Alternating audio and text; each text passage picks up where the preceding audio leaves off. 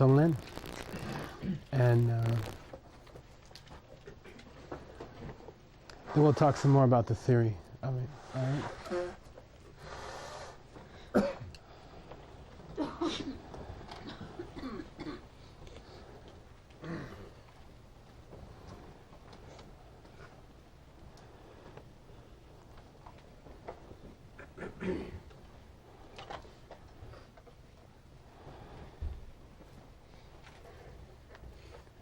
I'll say next each time, and then don't be lazy, okay? I don't know how many people are really trying to remember the next one. But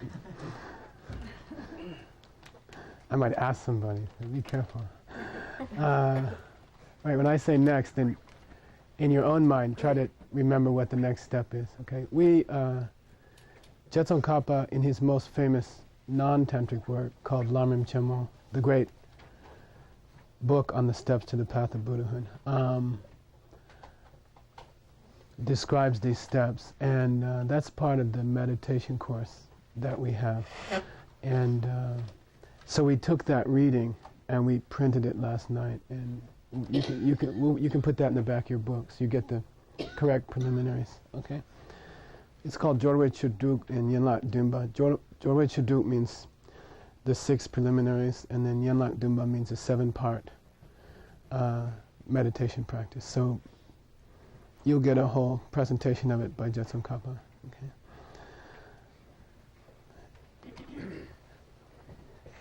I think they're going to try to Xerox that during lunchtime or something.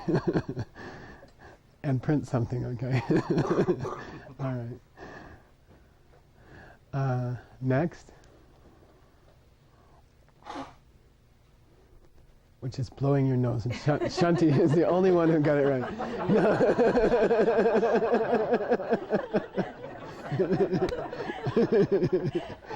Okay. Next.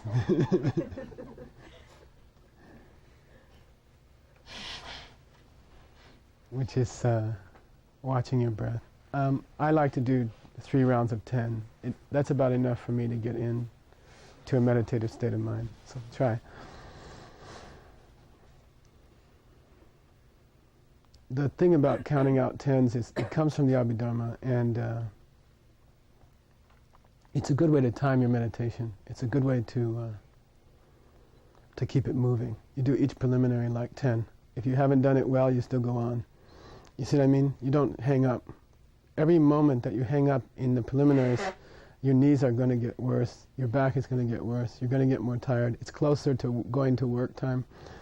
You can't hang up in the preliminaries. It's important to move them. You know, a lot of Americans, even if they do the preliminaries, they get hung up, and by the time they start meditating, they're already tired. You know, so you have to keep them moving. Okay. It's important also to have a clock that you keep with you. Meditators need 2 things: your cushion that you carry around with you, and a clock that doesn't go tick tick tick tick. Okay, and I have one in New York. It's really bad. And then set it before you go into meditation. Then you don't have to commit 2% of your mind to remembering to come out. Then you can go in and stay there. And there's not some percentage of your mind worrying about, am I going to be late to work or not? Okay? Okay, here we go. You get the same effect if you use the breathing technique, and you can time your meditation to the minute. Okay?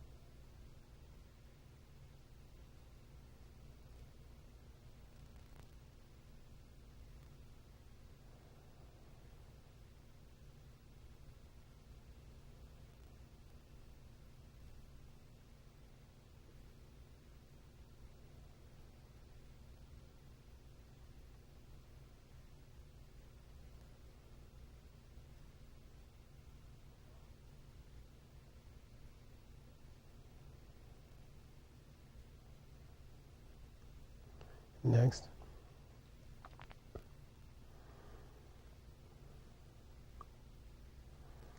And next is going for refuge to some specific quality of the three jewels. And really the essence of taking refuge. Especially the Kadampas, some of the Kadampas were very specific and very adamant that the essence of taking refuge is understanding emptiness.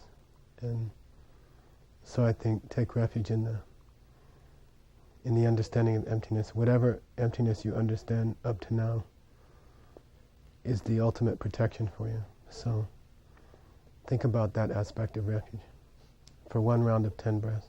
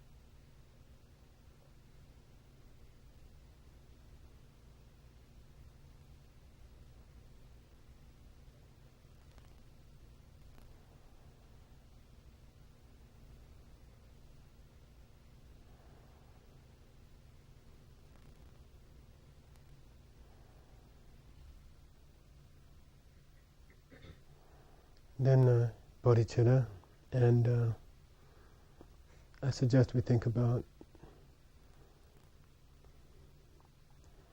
I always think about in America 200 years ago, there was this huge debate whether or not black people are human beings. And, in the time of Jefferson, and they were debating whether black people were animals or human beings, and whether they deserved the rights of a human being or whether they were just animals. And so it's not impossible that a whole country of people is having a very, very wrong idea about something, and they think it's okay. And according to Buddhism, the whole worldview of Western civilization, the way we see things, the way we do things, what we think creates the world around us and how we live in it is all a big mistake. And I think about bodhicitta for all those people who, because of their past karma, they grow up in a country that has really wrong views. And we're in one of those countries where people believe that the real causes for things are not good karma, doing good things for others, or having compassion. They don't believe that that's how you get rich or prosperous. So think about bodhicitta for those people, which is all of us.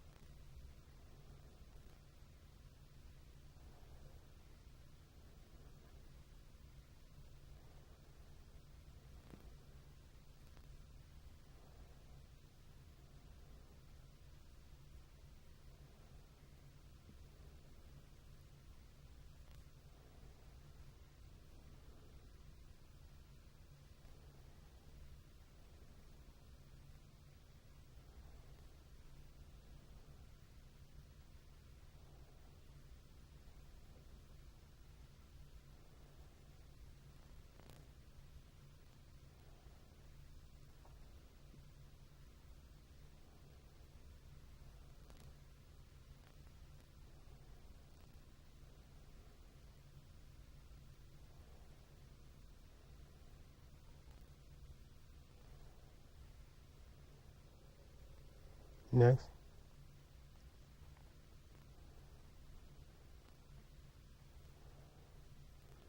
The next one is to request your root Lama to come, or some other holy being, and have a good time with it. Make them really, really beautiful. If my Lama is 76 years old, and he's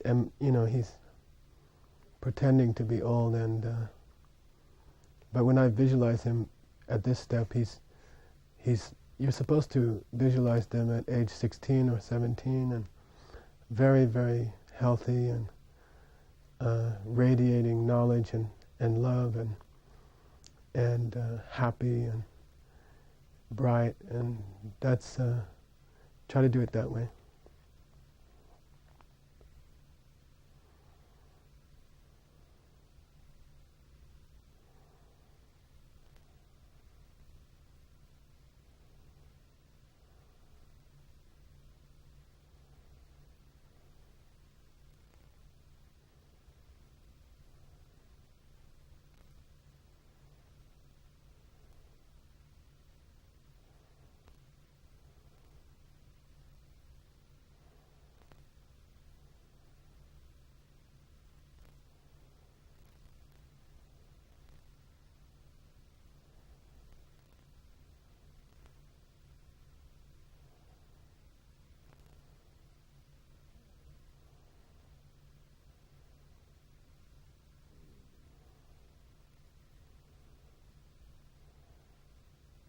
And think of how, next.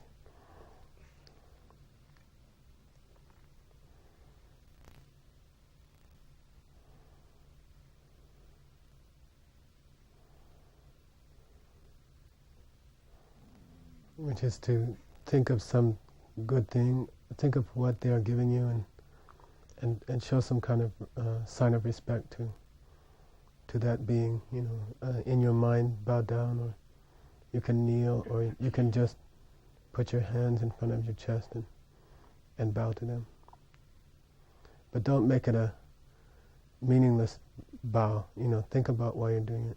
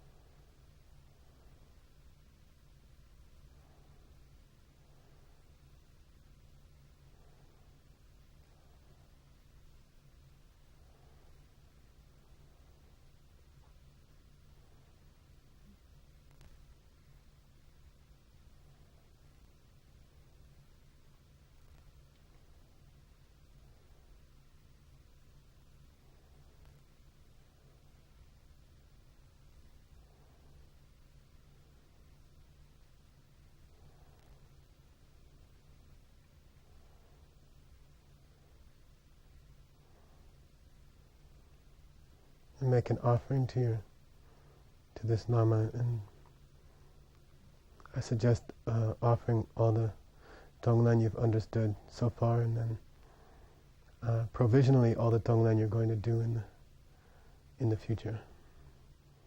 So in case you don't do it, we don't lie, okay?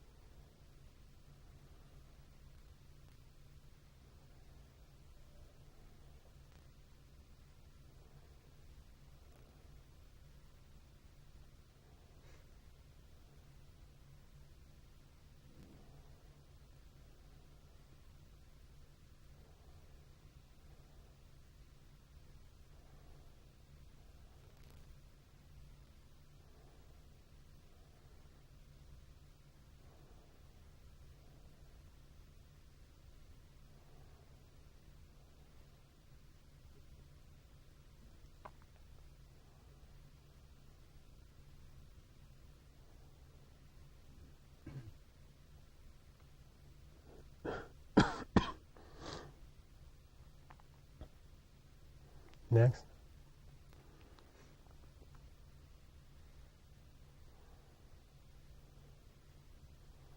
Which is to purify your conscience. Think of something small, specific, negative thing you've done or thought or said in this morning or yesterday evening, and be specific. Play it back like a VCR. Play the whole scene back 2 or 3 times. It's embarrassing, and the main thing that strikes me is how stupid it was. But play back some specific thing you did.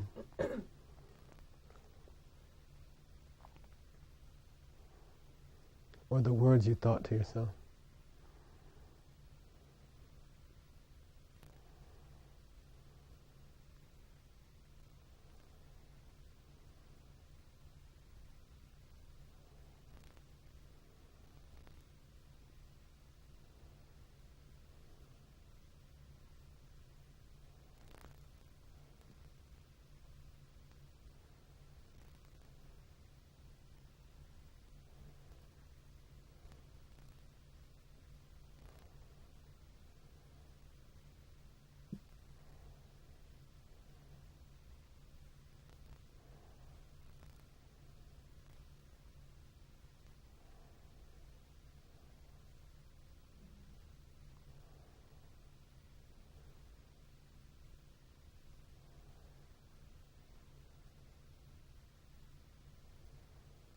Next.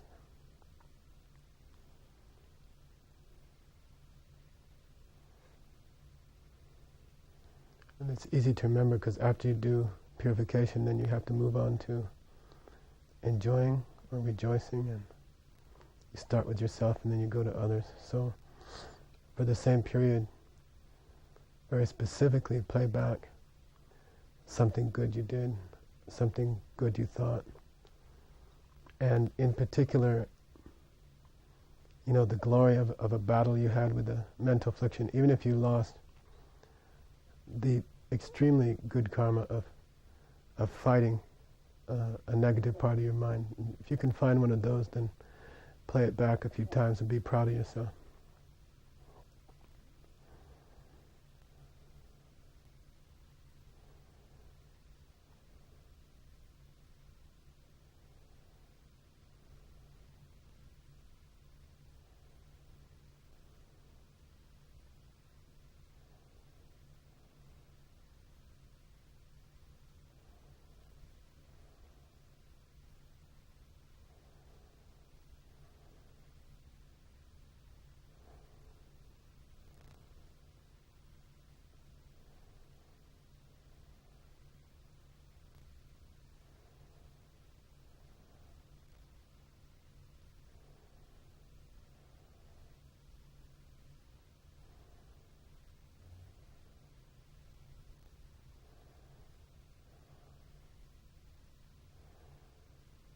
Next. And this is rejoicing in someone else's virtue. And I think here, just someone in this room that you saw do something good yesterday, and rejoice in that.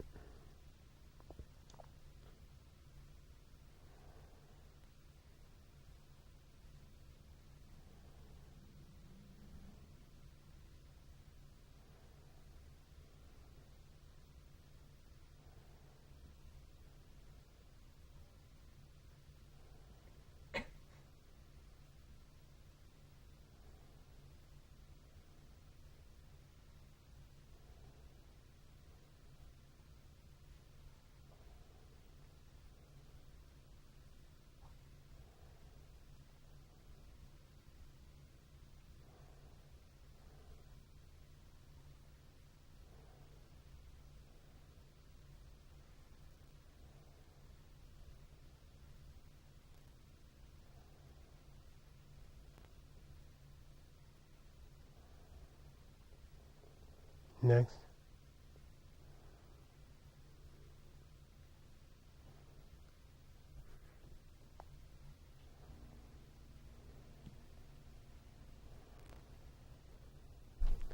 which is asking for teaching, either from informal settings or from your fellow Dharma students in a discussion group, or just out shopping or something, or at work and someone teaches you something, even in a negative way, by testing your patience.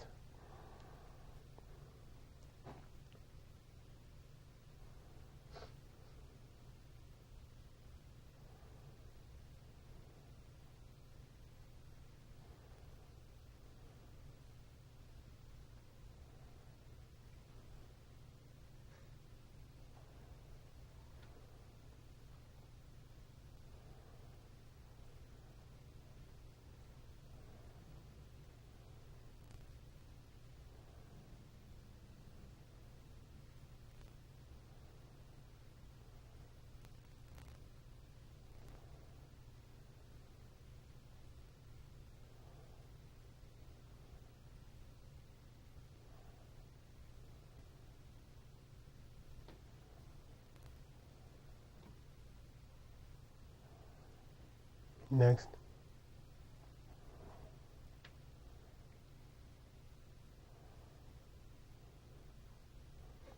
asking your sweet lamas to stay near you.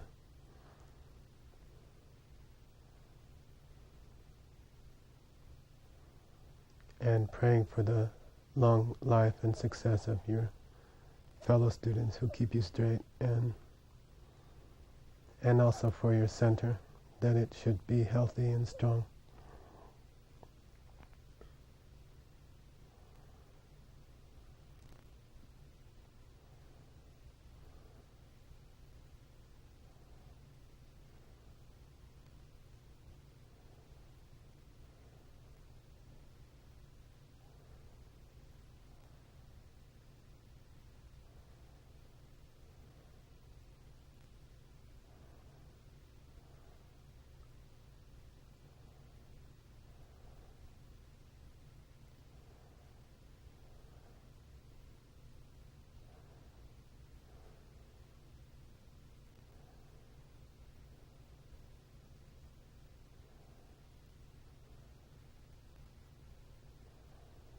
Next, nobody's doing it. Shift around, okay? Like, do your adjustment. Okay. This shouldn't be a big break, but it's mostly just meant to adjust a little bit.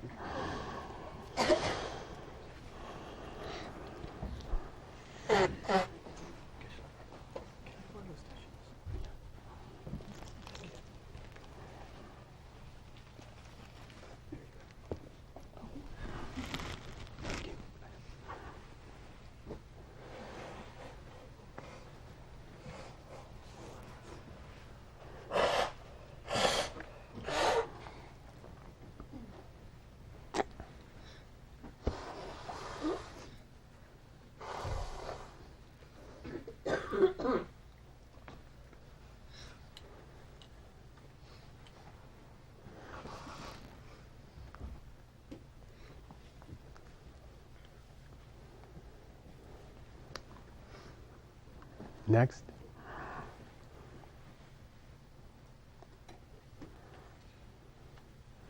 just to go back to your breath, go back to neutral.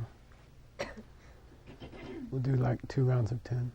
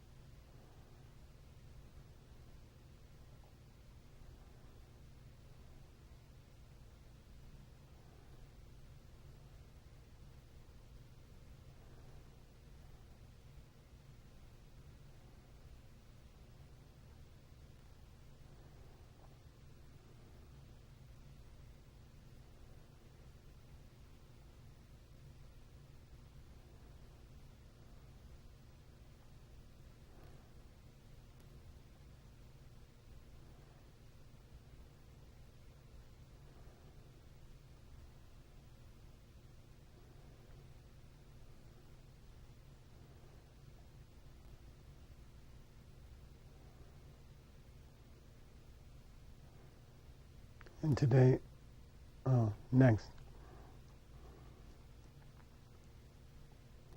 we're going to focus on a neutral person, so someone that you don't feel much either way about. Like at work, there's about 15 people in the room I work, and I'm very good friends with about 4 or 5 of them, and maybe 1 or 2 irritate me, and the rest I don't even remember their names sometimes. Just neutral. And try to picture a person like that and try to guess what kind of personal pain or mental or physical pain they might have. Remember that you can picture either the result of bad karma, which is their pain, or you can picture the bad karma itself, which is some bad attitude or bad habit that they have that you know about. So you can either take karma that's already gone off, or you can take karma that's about to go off. And picture that as, well, first of all, let's just try to define what you're going to take. Before you picture it as a black ball, define it. Get specific. You're sitting near them. They can't see you. See the room and the chair and the person and what their face looks like and everything.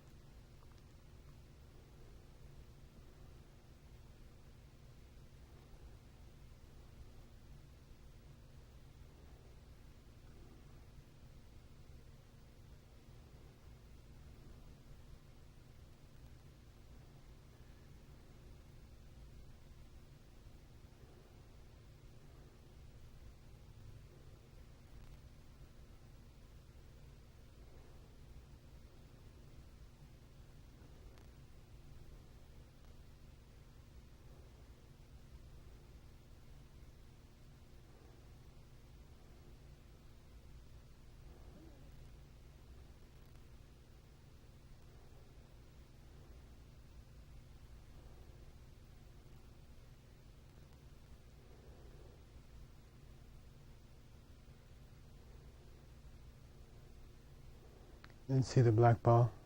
Concentrate all the negativity of the problem into a black ball. Make sure it's like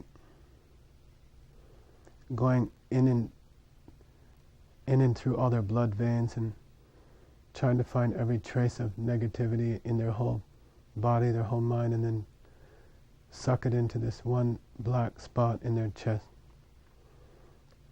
like a small marble of blackness.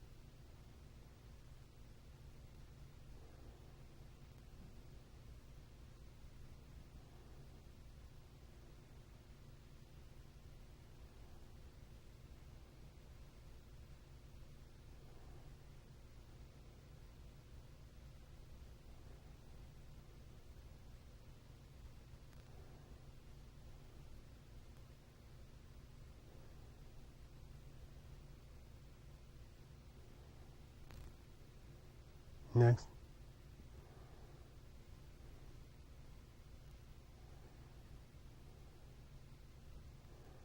Next, you slice the black ball out of them and take 10 breaths. Suck it in towards you. Each time you take a breath, it gets a little closer. It comes up out of their throat, out of their nose, and then comes towards you, and it stops close to your face, in the air.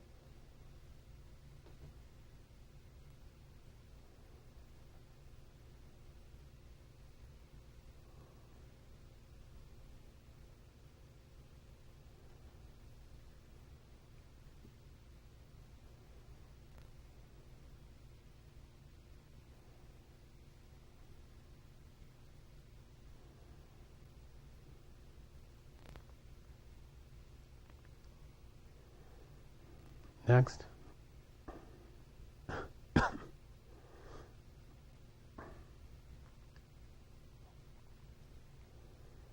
then look in your heart and see a red flame, small.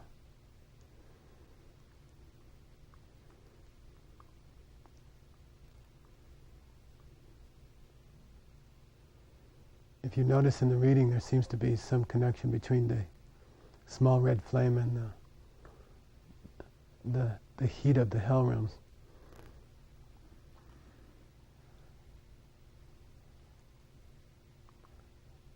And there's two ideas about what the flame is. One is that it's your selfishness, and the other is that it's your tendency to see things as self-existent. At the beginning, it's good to start with selfishness. And they're obviously related, but they're not the same thing. So find one or two specific instances that you've been selfish in this morning or last night. Small is better. General, fuzzy repentances of your selfishness for your whole life are pretty useless. You have to find something specific in the last day, and that's how you clean things up.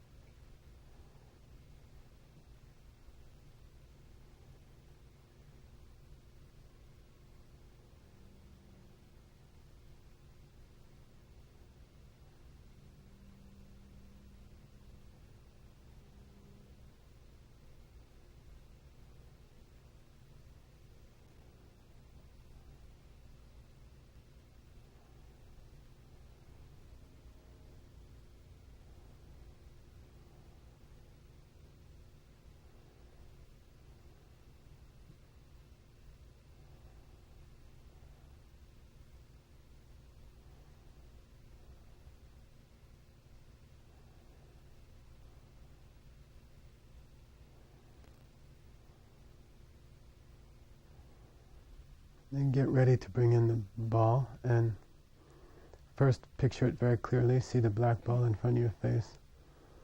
Remember what you're taking away, because you're about to destroy it. Look at the flame in your heart again. And then take one long in-breath and see them touch, and the flame blinks out. There's a moment of blackness, and then you see some smoke of the ball burning up, and then the smoke dissipates, and then there's this beautiful white light. My Lama used to say it's like suddenly someone flipped on a light switch in a room, and it just all of a sudden everything is this beautiful warm white light in your chest.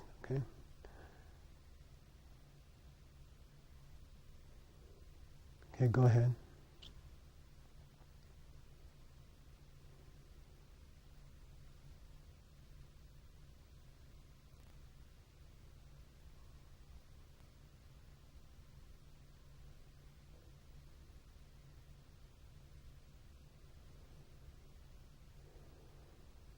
And then next.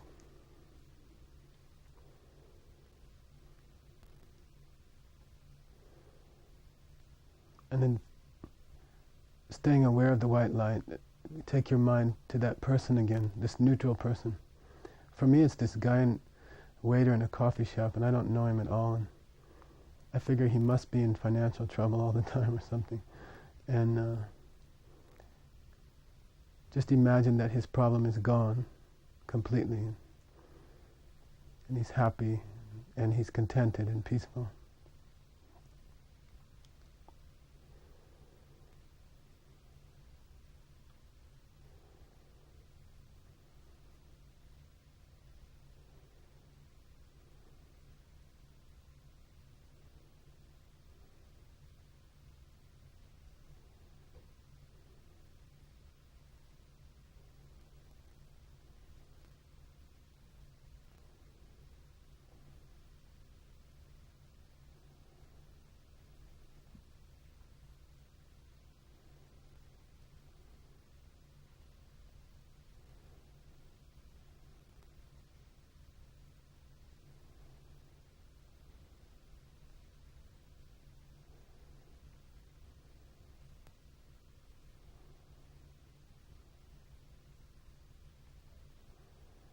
Now go back and focus on your breath as white light, as a cloud of white light that you're pushing in and out.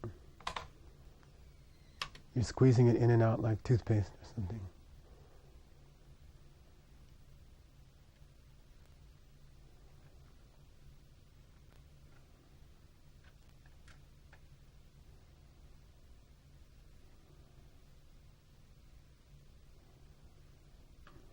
Make sure your head's up nicely. Try not to get tense around your forehead or the corners of your mouth. And check your shoulders. See if they're tight. Relax them.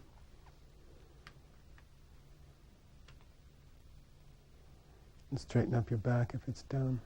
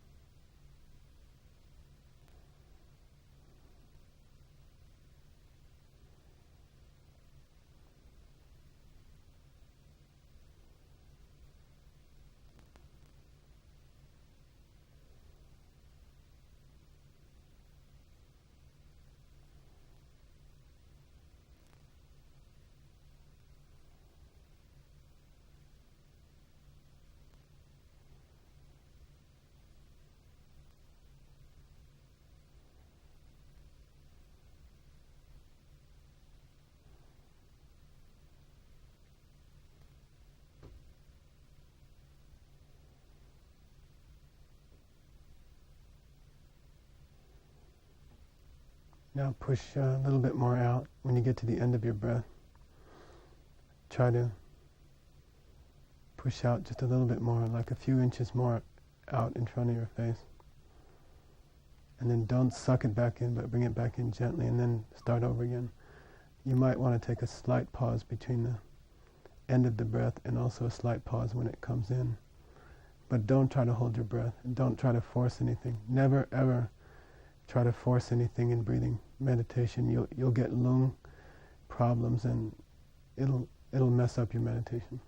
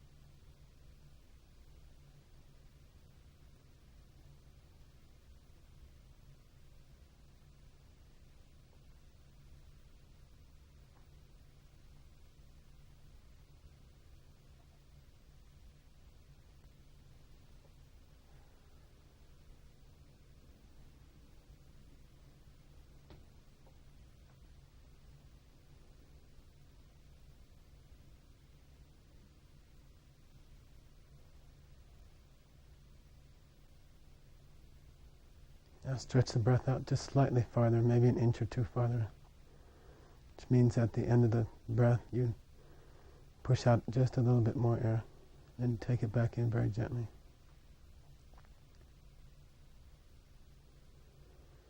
The lower part of your abdomen will start to push air, not lower than your belly button, but just a little bit above that.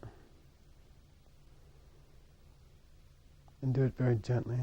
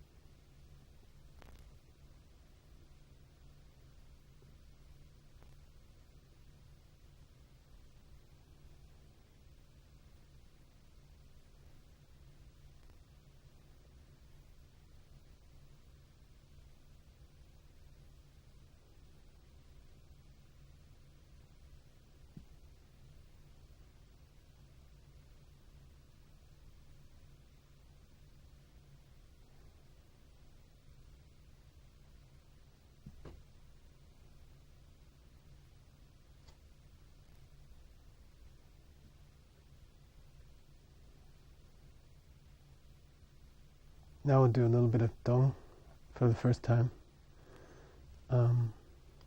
Think of that neutral person again. Think of the problem they had. And now send them the opposite. My neutral person is this waiter whose face I can't even remember very well because he's neutral. And I'm assuming he must have, he's working in Manhattan, and as a waiter he probably doesn't have enough money. And so first I took away his money worries, and he was peaceful and he had enough, but now going to send him some financial assistance, right? And make it realistic. I call it first stage karma ripening, meaning if he entered the Dharma today and did it sincerely, he would slowly start to see his life starts to change, and very, very subtle. It's not like he wins the lottery tomorrow. It's like slowly his boss starts giving him small raises, and the customers are leaving a little more tips, and the coffee shop starts doing better. And send this person some kind of realistic opposite of their problem, karma. If they have depression, or if they have low self-esteem or something like that, and if that's what you were meditating on, don't make them like Ted Turner or something right away. Send them a modest amount of confidence, that is about the amount they would get if they started practicing Dharma for about 6 months, okay? Something realistic. And it goes out on that breath, on the tip of the breath. So when you breathe out and you get to the end of the breath, picture that it's just touching their nose, just barely touching their nose. And then it goes in, they breathe it in, and it's going to their heart and giving them this thing. So if you think about it for a short time, you're sharing the breath. The front end of the breath is already down in their chest.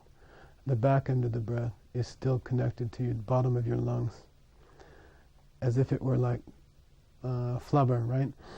And white flubber, and then bring it back, and practice it about 10 breaths. And each breath, you're just touching the inside of their heart, and you're giving them this beautiful thing. The white light is going down into their nose, down their throat, and into their heart, and leaving there a little bit of this. In my case, he's getting a little bit more prosperous from day to day. Something modest, something realistic if they started to practice. Okay, do 10 breaths like that, and then we'll slow down.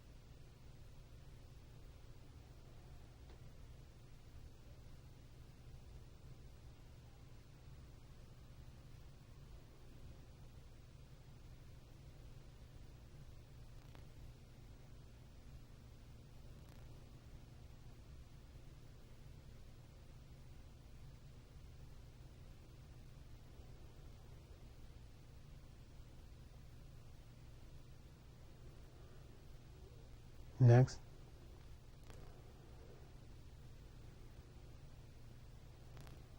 The next step would bring your breath back to normal.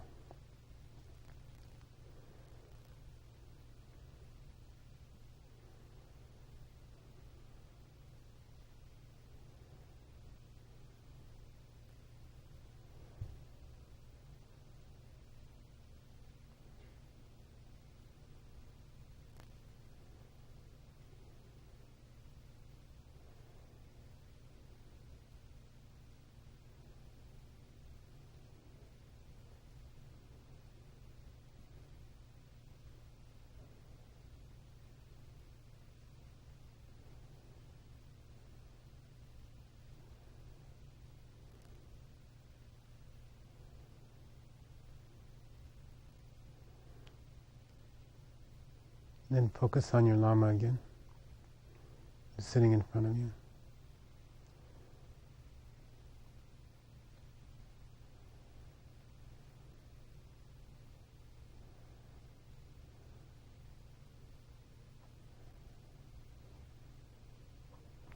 And ask them to come into you. And they rise from their seat. They're floating off of their seat and then getting smaller.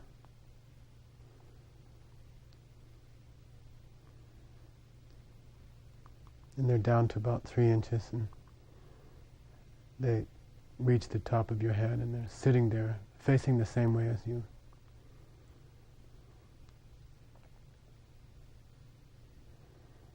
And then you prepare for them a seed in your heart, a beautiful flower. The flower is about 3 inches across.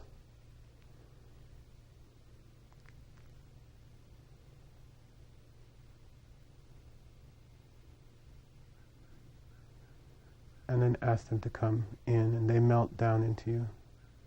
They dissolve down, and they're getting smaller and smaller.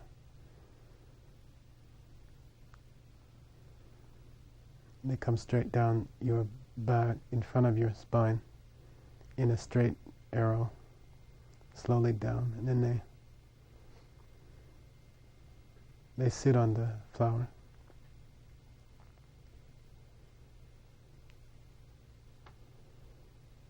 And they're really happy, and they're really, really beautiful and warm, and you can feel the warmth, and they're very proud of you, that they're very happy that you're trying to do this meditation. And also it's important to imagine this intense love for you, that they really, really love you.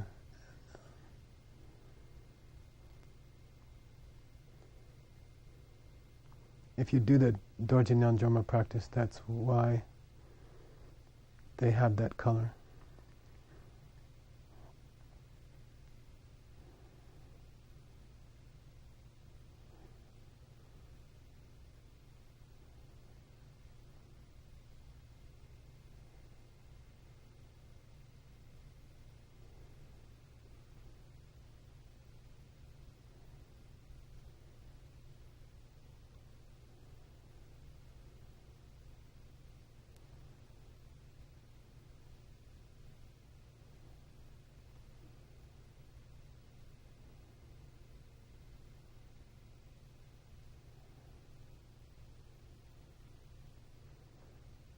Then throughout the day, if you have like a problem, or you have a really bad mental affliction, or your boss is screaming at you, or something goes wrong, you can focus on, you can take refuge even in just the presence there. And then from time to time during the day, try to remember that they're there, and imagine that they're influencing you, like subconsciously, the presence of them in your heart. If you think about it from time to time during the day, you start to act like them, or you start to think like them, and you can even picture yourself as looking like them. When you eat is a really good time to do this. You can, when you do, before you take a bite, you like offer them a bite, and then you can remember that they're there, and that affects you very subtly, and you start to, once in a while it'll come to you that you look like them, and then once in a while you'll be able to, your eyes move like their eyes move, and then you even start to identify with them.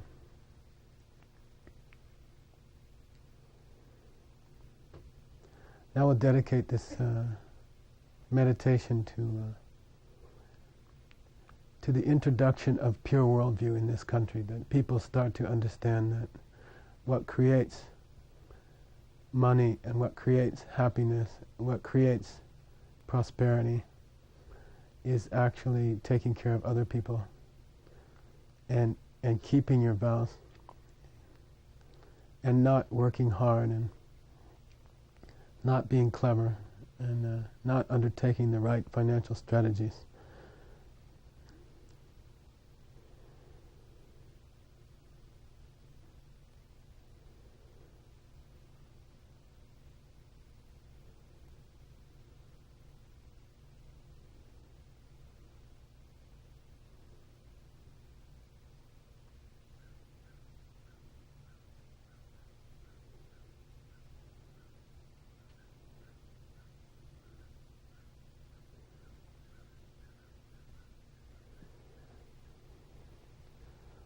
Okay, we'll do a short prayer for that. Okay. By the way, this prayer was written by Arya Nagarjuna. Okay. And you're just praying that people could reach a enlightened mind and like an angel's body. Okay? All right.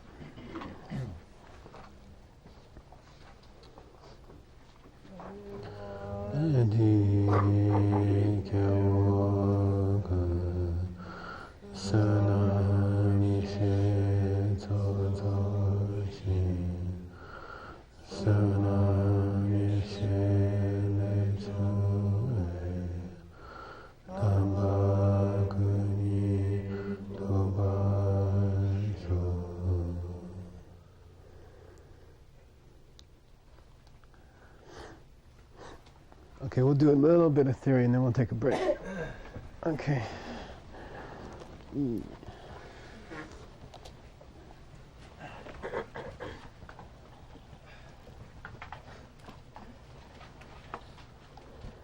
If your knees hurt and all that, just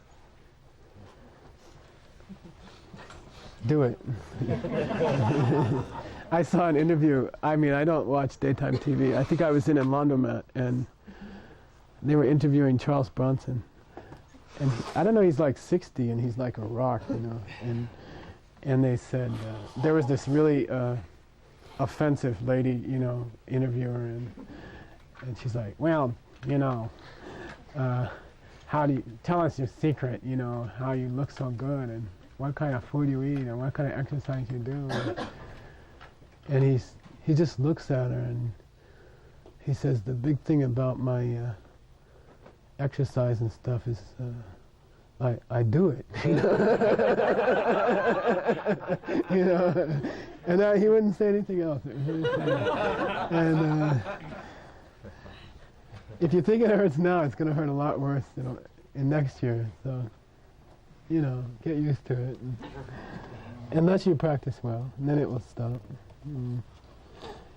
Okay.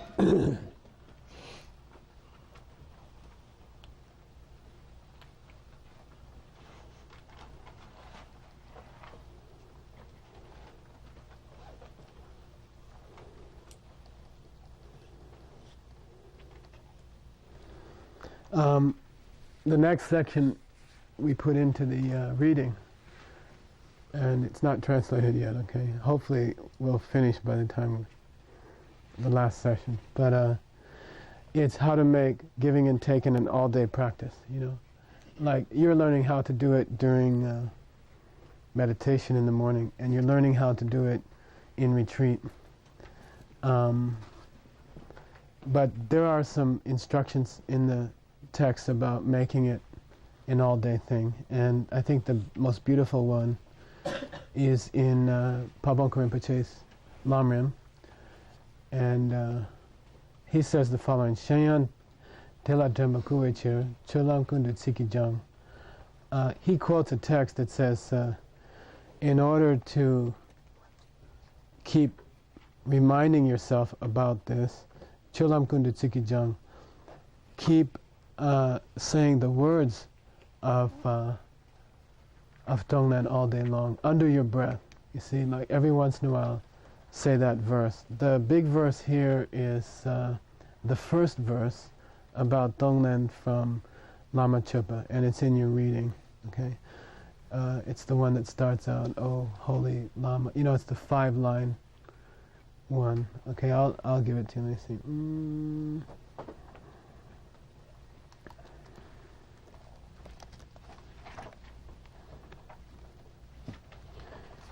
It's in reading, it's in number 4, contemplation number 4.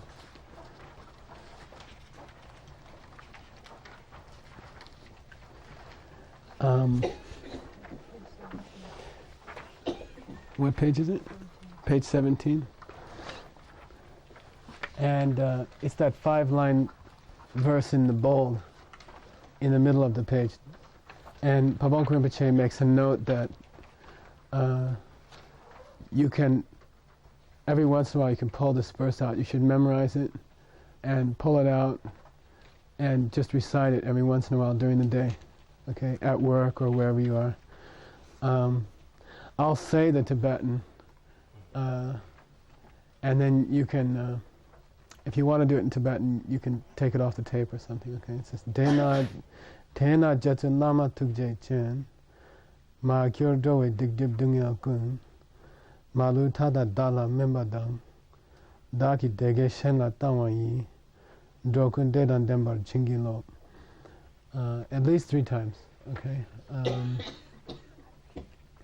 And then the English is there. And then my High Holy Lama, Lord of all compassion, give me your blessing, please, so all the pain of mother beings, their bad deeds and their obstacles may ripen now on me, and so I may now give them all my good and happiness, and in this way assure that each one has all happiness. Okay? And you can recite that, memorize it, and then recite it during the day from time to time. Okay? Do they really ripen on you? No, okay? Otherwise the Buddhas would be having a terrible time.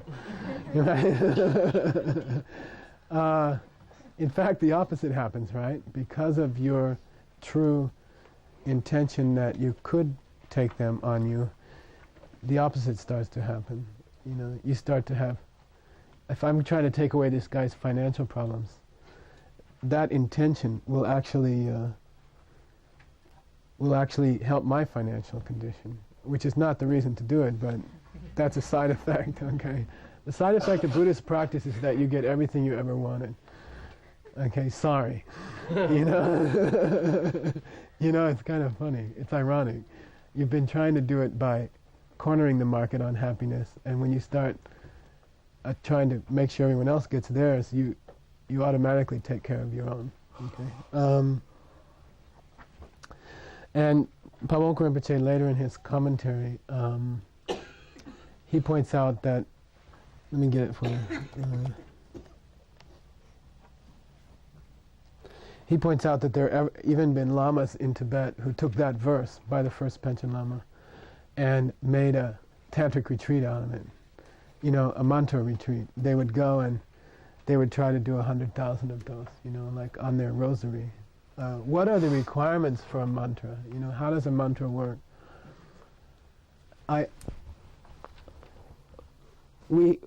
After the first 12 years in the monastery, you have to take a pre-geshe exam. If you pass it, you're eligible to be a geshe, and if you don't screw up, you will be.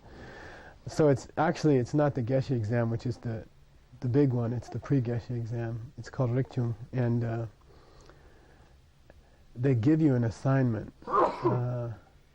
They give you a debate assignment, and you have to start preparing for it, and then you have to defend yourself, and they restrict I think it's 12 successful candidates per year, and then they graduate 2 geshes at a time.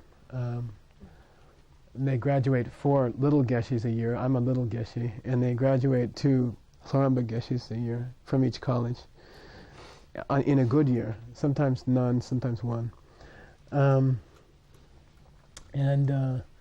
So for my debate, I had to go into the Pramanavartika, which is the logic textbook by Dharmakirti, Master Dharmakirti. And right in the middle of a logic textbook, there's this long discussion about how mantras work. So I can tell you, because it's not secret, because you can go look at it, you know. This is not Tantra. And it's very beautiful, and he says a mantra works for 2 reasons. From the point of view of the person who has written it, they must be a holy being. You know, the person who has first spoken this mantra must be a holy being. So we have the first Panchen Lama for how many lines? 4. Okay. Is the first line the Panchen Lama's speech? No, that was the one added. Yeah, that's the one by Takpupa, but it's granted speech, right? So it counts, right? It's what we call holy speech by permission.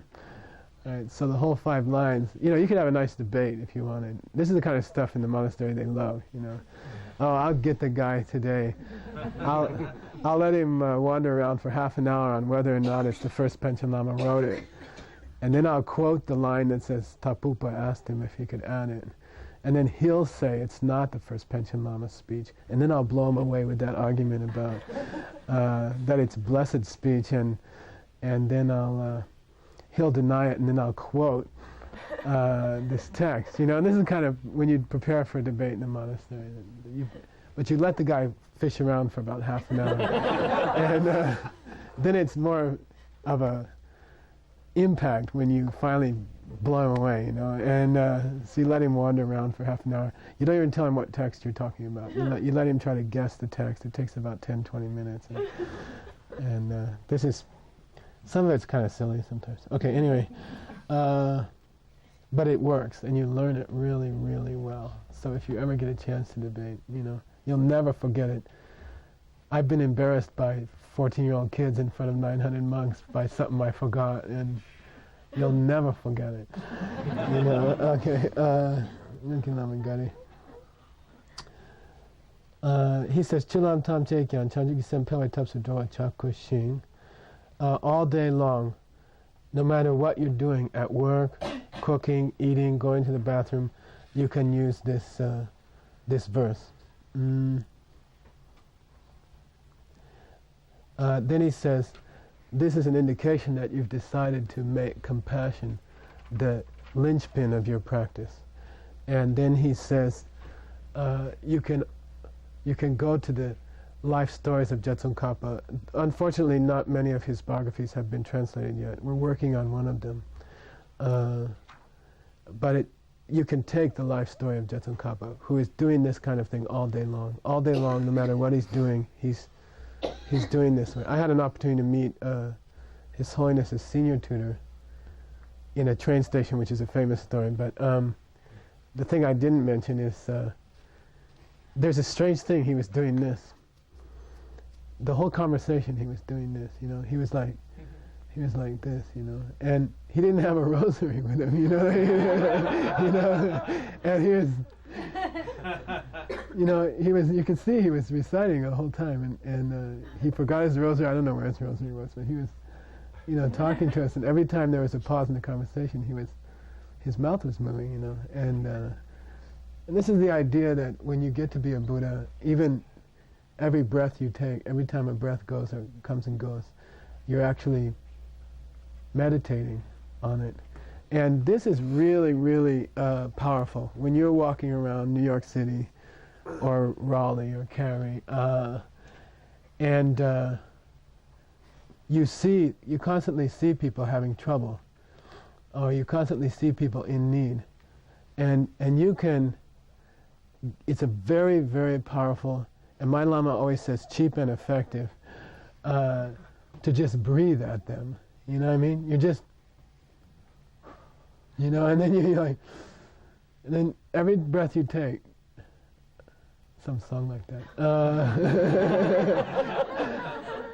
every move you make, you can breathe. You're always breathing, and it's very, very powerful. This gets stuck in your mind. It gets stuck in your subconscious, and it helps you get bodhicitta. So all day long, while you walk around, every time you meet somebody, you can be working in your kitchen, and it doesn't take more than a few seconds, and then you can get distracted by something else. You know what I mean? It's okay. It's not like you have to bump into poles and stuff. You just, every time it occurs to you, breathe and send out some kind of goodness to them and take in something. And fantasizing, there's a discussion of fantasizing in these texts. You can read it in the reading. They say, what's the use of fantasizing? And Nagarjuna said, that's the whole point, stupid. And he says that,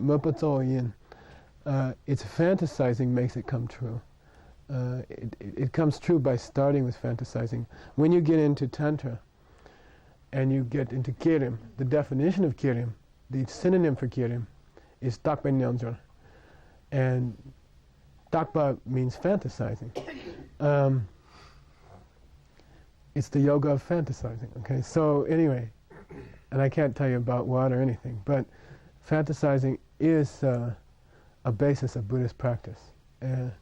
To imagine that you could actually take away the suffering. I was on a subway and I was just glancing over and there's this guy, the shell of a human being, going back from his office. You know, he's been doing it 20 years or something. He's headed for Brooklyn.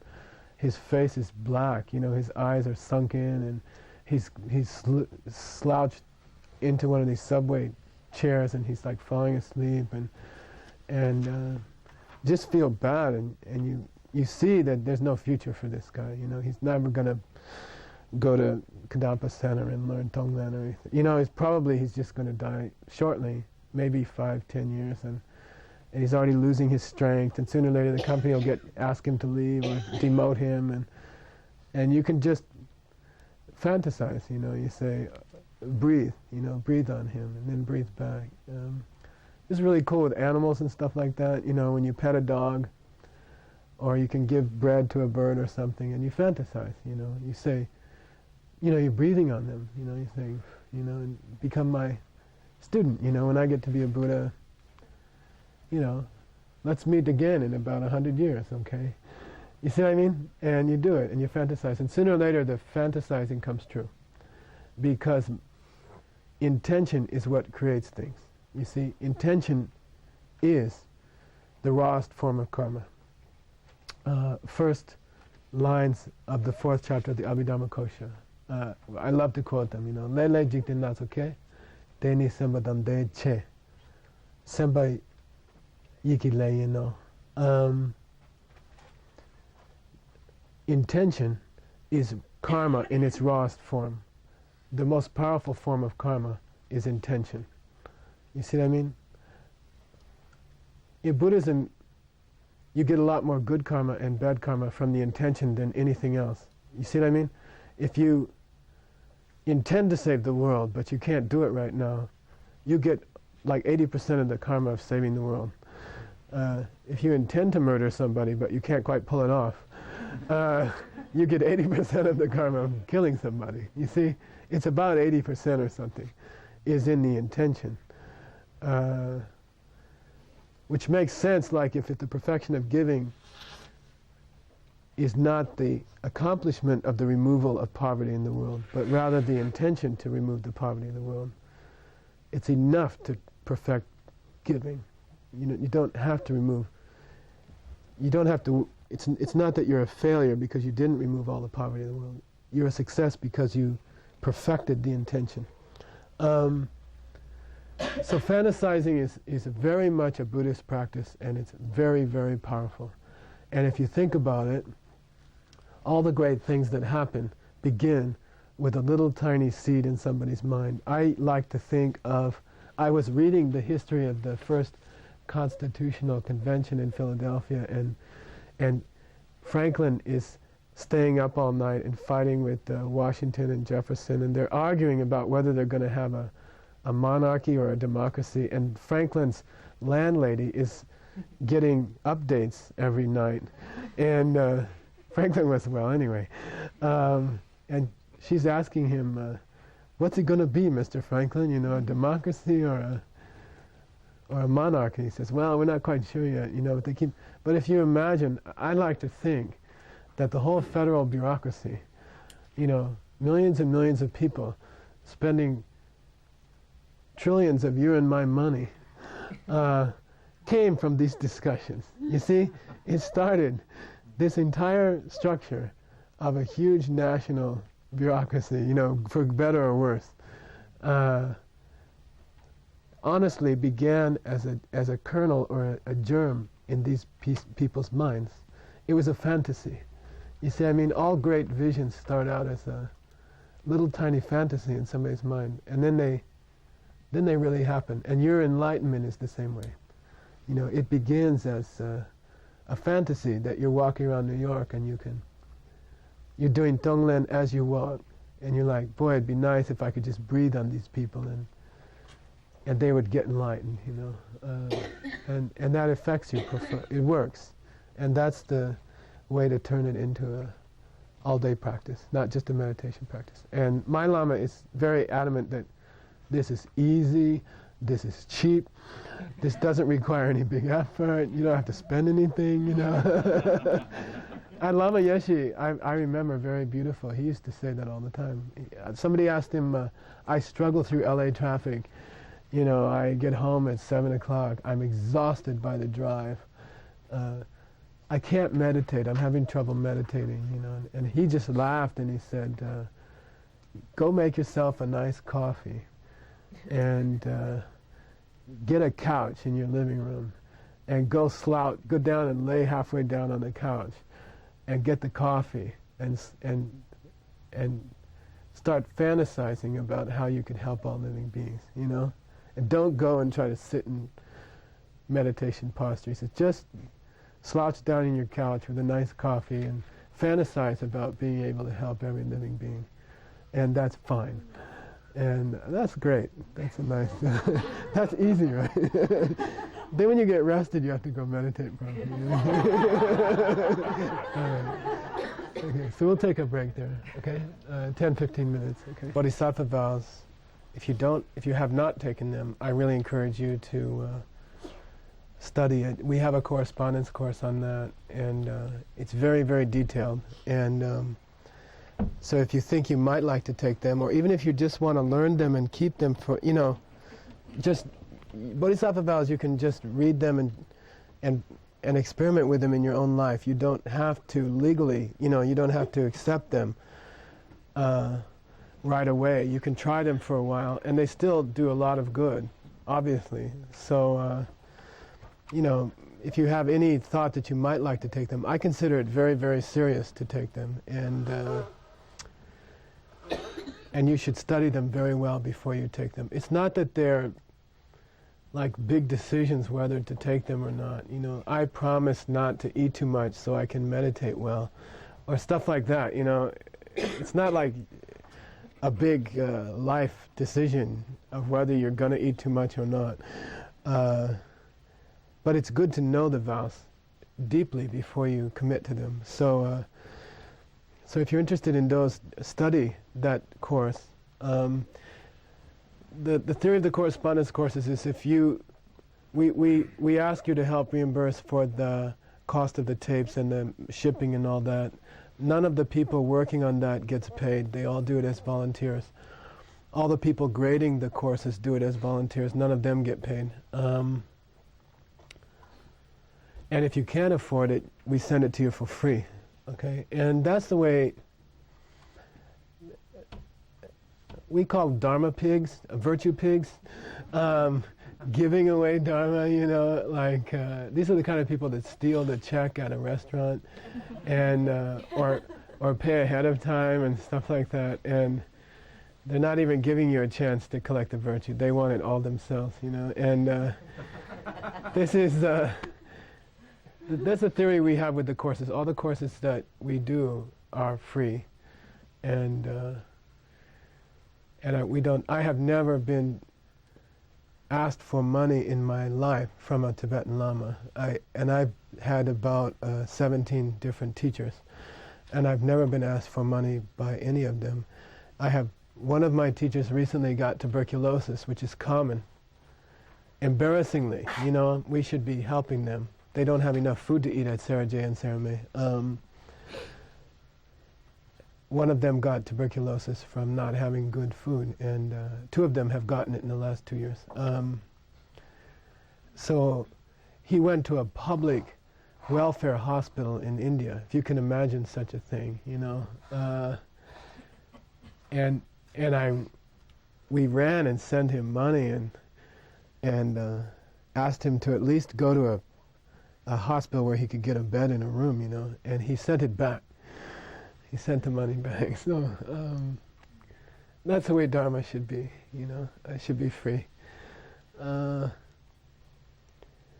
Sometimes I teach somewhere and they charge, and I can't do much about that. So I mean, I was looking at this, frankly, this thing about the teaching in Massachusetts in March, and it said cost $120. I was like, yikes, you know, I don't like that, you know. But I don't, you know, if I have any power over it, we don't. Sometimes I'm asked to teach somewhere and they charge, and then I fight with them, and sometimes I win and sometimes I don't. The $120 includes accommodation and Oh, okay. No, I don't like it. It looks like, Anyway, my teacher and I have often discussed the question of how to run your Dharma center without any money, and we decided that Dharma is so precious that it's insulting to the Dharma to put a price on it, because it's priceless, so you can't put a price on it. That's from the teacher's side and from the Dharma side. From the student's side, you have every responsibility to keep this place financially healthy, and from your side, it's totally your responsibility to help this place, and it's insulting to the Dharma, and it's demeaning to your own life if you don't think about that it costs something to heat this place and paint it and keep it here and invite Tibetan teachers here, and it's really weird for a Dharma person not to think about it and not to want to help, and also physically not to want to come here and vacuum or clean the dishes, or, hopefully if you keep your book, this will all change, right? But it's just weird. It's just very inappropriate. It's like my jealousy, I'm supposed to be working for all living beings. I'm supposed to be struggling for the happiness of all living beings.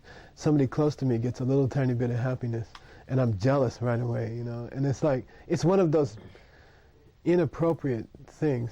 So yeah, from the teacher's side and from the center side, they should try to make it totally free. And from the student's side, you really should give a substantial investment of your time and your resources.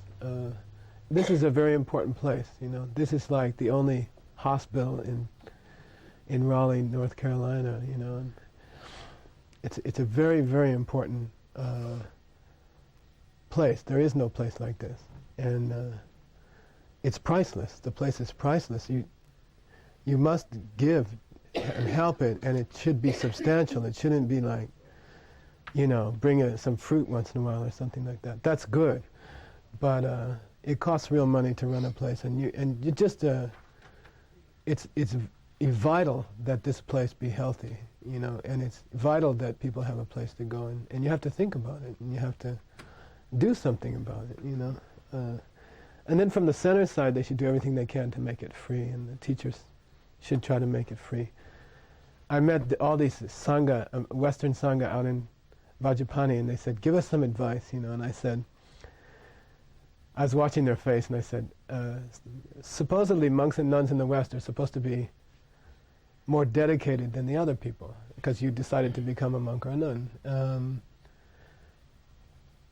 And they were complaining that they weren't getting any support from the lay people. So I said, theoretically, if you're so dedicated, you should support them, because you understand the value of Dharma, and if they haven't become a monk or nun, maybe they're not quite sure about it, so theoretically, you should go get a job, and you should raise money, and you should make courses and classes available to the lay people from your sweat.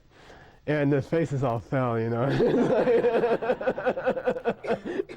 But I don't say they didn't get it or they don't like it, but I mean it was not what they're expecting maybe.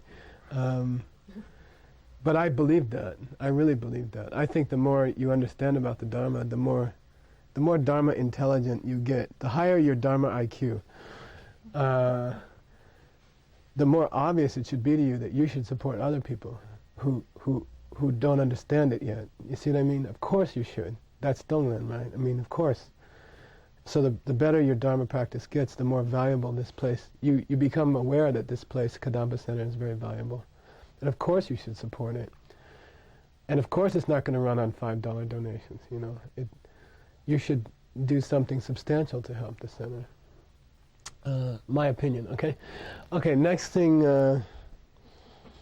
is using Tonglen when things go bad, okay? This is a special subject of the Lojong and the Lamrim teachings, and this is another application of Tonglen. Like the last one was really sweet, right? Walking down New York City street and just breathing on people. I use some mouthwash and stuff. Okay? And by the way, there's a precedent in the Seru Dampe-do, Suvarna Prabha Sutra. the Buddha is a prince, and he meets some animals, and he actually gives his body. They're starving, and he gives his body to them. He cuts open his body and feeds them, and dies. But as he's dying, he makes a prayer that they should be his students in the future. And it's 5 lion cubs, tiger cubs, and they became his first 5 disciples. That's why they became his first 5 disciples. So you can do it. Feeding a bird, touching a dog, breathe on them, think about it. Think about, I'll become a Buddha, I'll help you out later. Come meet me later, and fantasize about it. Okay. Now there's a whole instruction on using Tonglen when bad things happen in your life. You get sick. Or with me, it's often relationships. You're trying to have a relationship. You're trying to, for example, you have a student that, for me, it might be for you a spouse or a child, or for me, it's normally a student. You have a lot of hope in the student. You're trying to help them a lot. You try to teach them Dharma, and then just things go wrong. The person freaks out, or something, which happens in Dharma centers.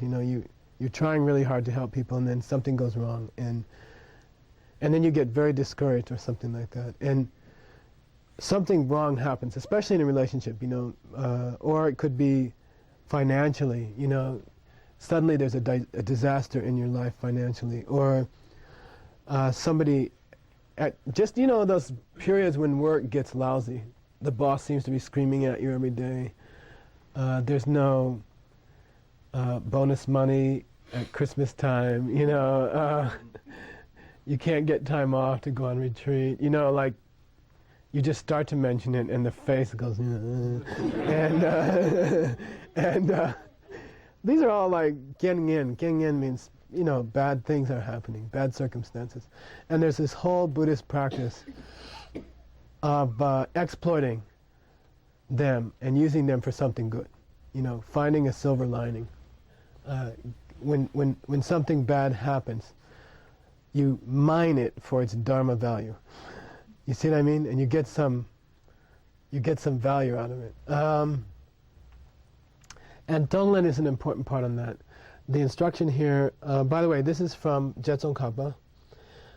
It's in his shorter works, which are in the 2nd volume of his collected works. This one is called A Very Brief Instruction on the Practice of Transforming Suffering into the Spiritual Path. And I believe Lama Sipa wrote a nice book about the same concept, which is probably available right outside here. Okay. And then we're going to hear from Pabonko Rinpoche. And let's see who else. And then from a Lojong text called the sun, Rays of the Sun, Sunlight. Okay. And they all have the same... and then there's something from the biography of Dharmabhadra, Ngutsu Dharmabhadra. But the basic point is this. When you did Lemba, you were praying to take on the sufferings of these people in both their causal aspect and their resulting aspect, which means you were trying to take on not only their physical and mental suffering, but you were trying to take on all of the things they were doing that were going to cause them more in the future. Okay, so that's like their bad habits.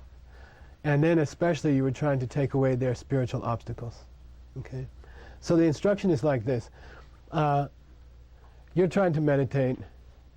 You're trying to meditate for like a week, and it just doesn't come. And you know that meditation is like that, right? I mean, you have 2 really good days and you think you're getting good at it. And then you have a whole week of just lousy, distracted, tired, crappy meditation, and you get discouraged. At that moment, when things aren't going well, all the lamas here, Pabonko Rinpoche and also Jetson Kappa, they say, take advantage of this situation. Imagine that your lemba has worked perfectly. Okay? It's all murpa, right? It's all fantasy. You didn't take anyone's bad karma, but imagine that you did, okay? And seriously imagine it. Say, this is great. I tried to take the spiritual obstacles away from my Dharma brothers and sisters at Kadampa Center, and it's working out perfectly. I can't meditate with anything today. I really pulled it off. This is a good job.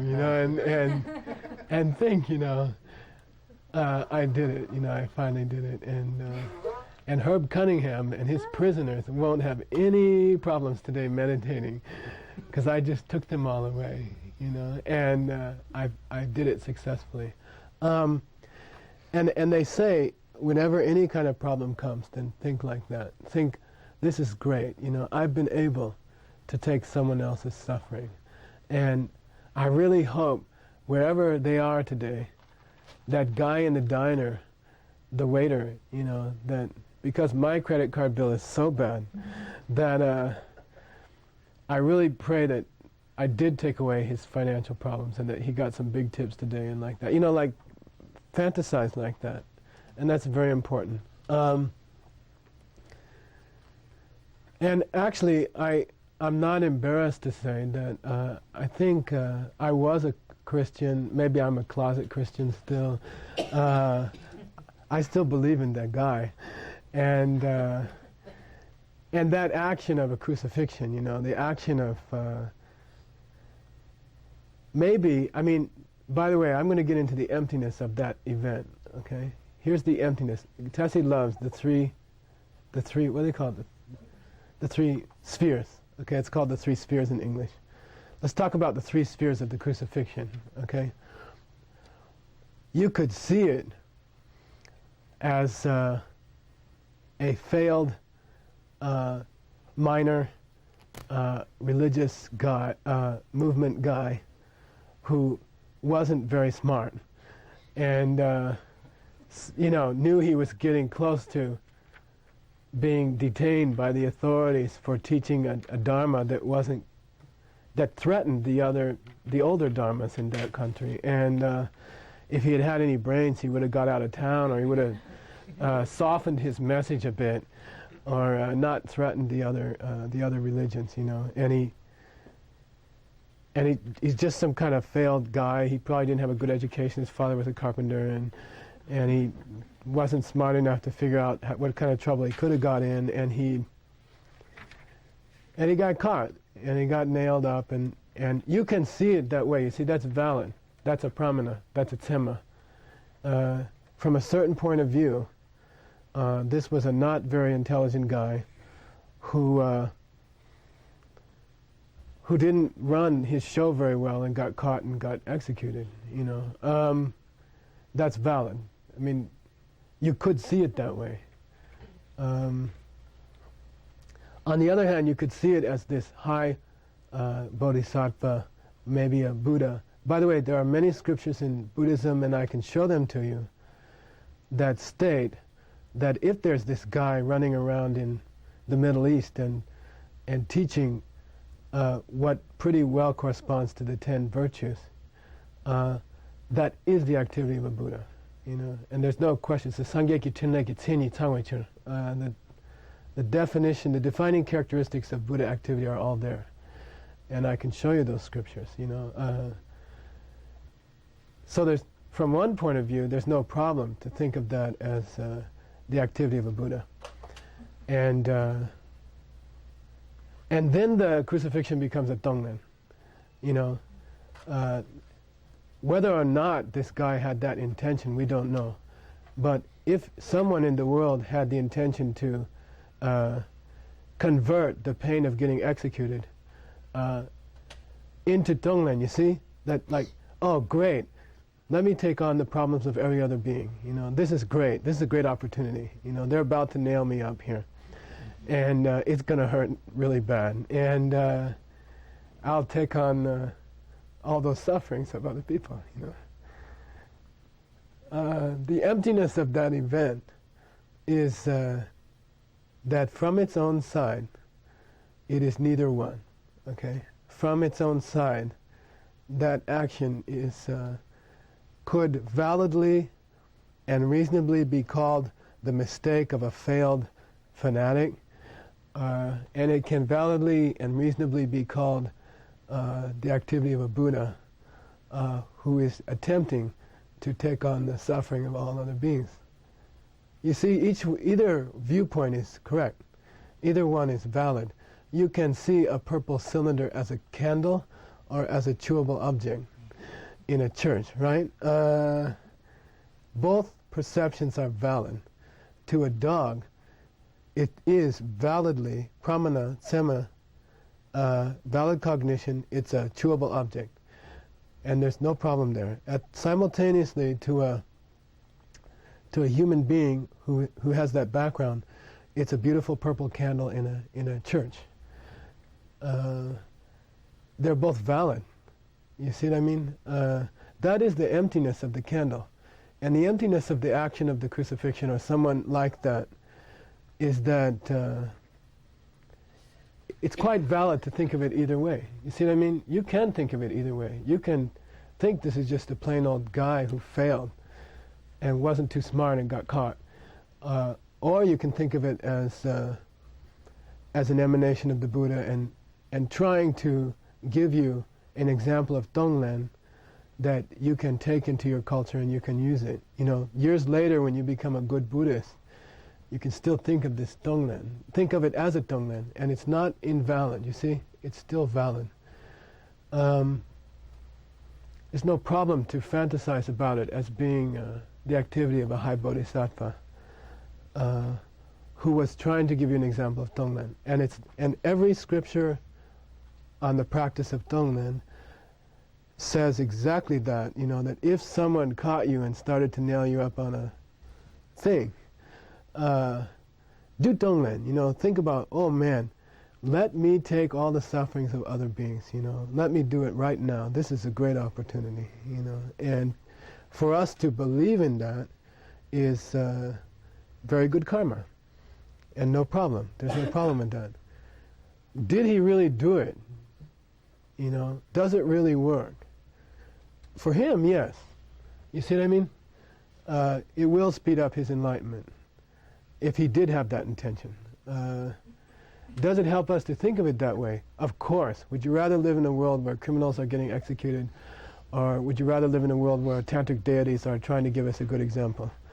Both are valid. You can take your choice, you know, but the second way of thinking of it gets you enlightened very fast. And that's more fun than living in a world full of criminals, okay? That's the emptiness of that situation. And that's the emptiness of the people who study that situation. And that's the emptiness of the person who underwent that situation. We call it the three spheres. And that gets me onto three spheres, okay? Anytime you do Tonglen, concentrate on the emptiness of the three spheres. What are the three spheres? I use the example of that event, you know, 2,000 years ago. Because it sounds suspiciously like a Tonglen thing. How does it relate to you? When you do Tonglen, it's very important that you reflect on the emptiness of it, okay? It's very important that you think about the emptiness of the Tonglen, okay? What is the emptiness, all right? And we're in the context of crappy things happening to you, right? So this is you don't get crucified every day, but you know, very similar when my boss screams at me, it feels very similar, okay? And my older students, they got tired of this example, but it just seems to be the universally applicable example. Your boss, okay? You know, your boss comes in and screams at you. You know, my boss he's not a bad boss, he's like probably an average boss, but he would come in and yell at me, you know. You have to do Tonglen at that moment, and you have to see the emptiness of the event, okay? What is the emptiness of, well, let's do the Tonglen. By his yelling at me, may everyone else in this company not get yelled at. You know what I mean? May this represent, may I take on all the screamings that everybody in this company is going to get today. And that's a very appropriate thought to have. That's Tonglen, Okay? That's Tonglen, that's turning bad circumstances into the path. Oh great, my Tonglen's working. He's screaming at me and not at anybody else. You know, physically speaking, he can't scream at anybody else while he's screaming at you, unless he's got a really loud voice or something. Okay? I mean, even on that level, you know, you're absorbing 15 minutes of his screaming today. Somebody else is getting spared 15 minutes in some other room, you know, unless he's on the loudspeaker, which he does. But, you know, at least for these 15 minutes, I'm taking the heat for everybody else. And Tonglen worked, you know, I'm really proud of myself. I can handle it, you know, I can take it. I'm going to turn this into a spiritual practice. How? I'm going to think of the emptiness of this situation. The 3 spheres. Sphere number 1, okay,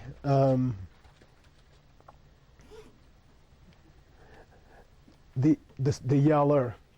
There's going to be the yeller, the yelly, and the yelling, okay? The yeller is my boss, okay? My boss comes in and starts yelling. And I know it, I'm sorry if the example's boring for the older students, but here it goes again, okay? He's yelling. What's the emptiness of the yeller? In this where I sit at work, there's a guy next to me that I trained for 15 years. He's become one of the most successful diamond buyers in the world. So he loves me. He's made a lot of money. And then the next person over is like neutral. It's a nice Tibetan lady called Duma, and she's very, very wonderful and very peaceful and very neutral, you know. So then maybe there used to be another guy who's gone. I don't know what made him go away, who didn't like me so much, okay? And let's assume there's 4 people sitting there. So the boss starts screaming, all right? Me and the guy who likes me, we feel bad. You know, we feel bad. The next lady over, we sit in benches to look at diamonds. We sit on long counters, you know. The next lady over is like neutral.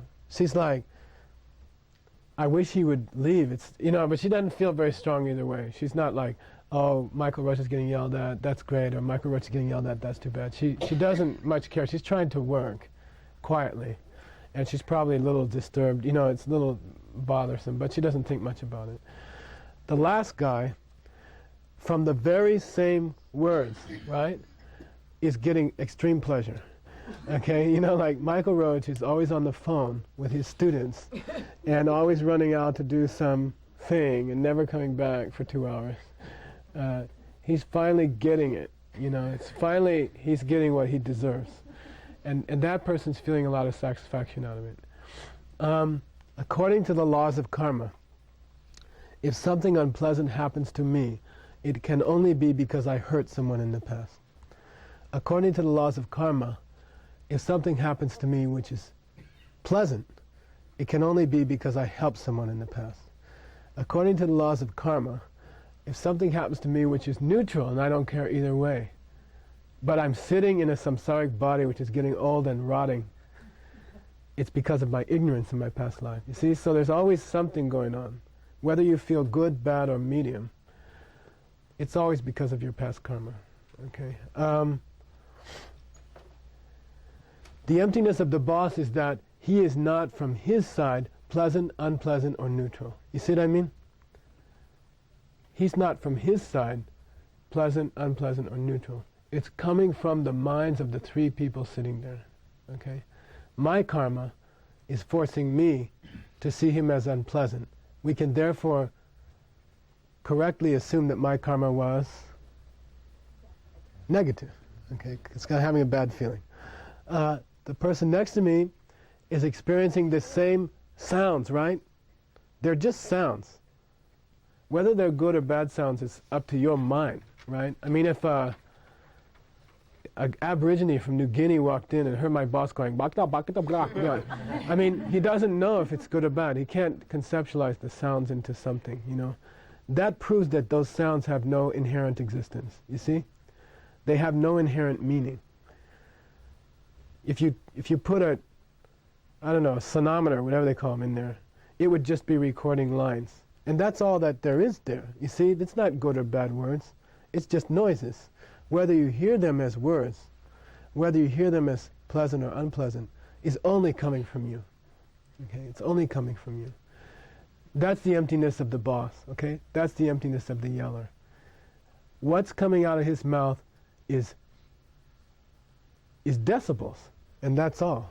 It's not words, it's not even words from its own side, and it's not pleasant or unpleasant from its own side. Whether it's words and whether it's pleasant or unpleasant is all coming from me. Now there's this American extreme that you go to, you swing to the other extreme. What's the other extreme? Oh, it's just decibels, It all depends on my projections. If I project good decibel, it's good. If I project bad decibel, it's bad. I think I'll project all good decibels today, everything that anyone says to me, I will decide it's pleasant, It don't work that way, and you know it. You know it doesn't work that way. You can see Norman Vincent Peale all day long, Think positive, I wish he was still alive. I would take him to my dentist. Not, it's not the dentist, it's the hygienist, okay? Her name's Irma, and she's brutal. So I say, think positive, just enjoy it. You can, okay?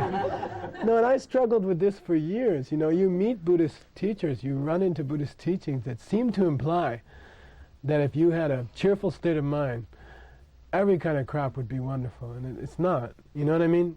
It does hurt. You can turn it into a path, but you can't decide that it's not going to hurt. And if you find somebody like that, bring them to me, and we'll go to Irma. And it's like $85 to get brutalized by this lady, And it's not that way. You can turn it into a spiritual path, but that doesn't mean it doesn't hurt. You see what I mean? Of course it hurts. You can't decide that this data, decibels, is always going to be pleasant. That is forced on you by some other circumstances called karma, your past actions, okay? And you can't run and you can't hide, Once they're in motion, it's too late, okay? You can purify them on Tuesday, but if you don't purify them on Tuesday, they're going to come on Wednesday. And when Wednesday comes, it's too late to purify them, okay? When you're in the middle of them, it's too late. You can't do anything about it. Your mind is going to force you to see the yeller as painful, okay? That's the emptiness of my boss, okay? That's the first sphere. He's only chucking out decibels. My mind is forcing me to see them, okay? The emptiness of the situation. Why is this situation happening in the first place? Why did I run into this guy in 1981 in the diamond cutting class and over on 5th Avenue, 6th? The emptiness of the situation. You see what I mean? Why am I sitting in this building on this day at this moment and getting yelled at by this guy? That's the second sphere, okay? The emptiness of the whole situation. Of course, that's also my karma. Okay?